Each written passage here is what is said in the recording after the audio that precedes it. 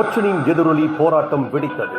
அதிலும் அபாயத்தில் இருந்த சிராஸ் தமிழ் பள்ளி மாணவர்களின் பாதுகாப்பை உறுதி செய்ய கட்டுமான பணியை உடனடியாக நிறுத்த உத்தரவு.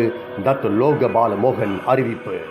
சிராஸ் தமிழ் பள்ளி மாணவர்களின் பாதுகாப்பை உறுதி செய்யும் வரை பள்ளி வளாகத்தை ஒட்டி மேற்கொள்ளப்படும் கட்டுமான பணியை உடனடியாக நிறுத்த உத்தரவிடப்பட்டுள்ளது என்று கூட்டரசு பிரதேச துணை அமைச்சர் டாக்டர் லோகபால மோகன் தெரிவித்தார்.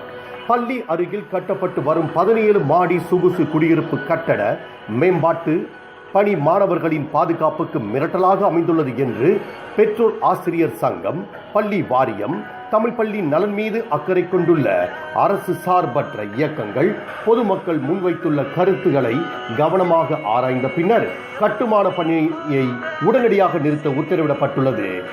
சிராஸ் தமிழ் பள்ளியில் பயிலும் 280 மாணவர்களின் பாதுகாப்புக்கு முன்னுரிமை கொடுத்து நடத்தப்பட்ட இந்த அவசர கூட்டத்தில் மாநகர ஆலோசனை மன்ற உறுப்பினர் டாக்டர் ராஜா, மாநகர மன்ற இயக்குனர் டாக்டர் நஜீப் ஆகியோர் கலந்து கொண்டு முடிவு எடுத்து கட்டுமான நிறுவனத்திற்கு உத்தரவு பிறப்பிக்கப்பட்டுள்ளது.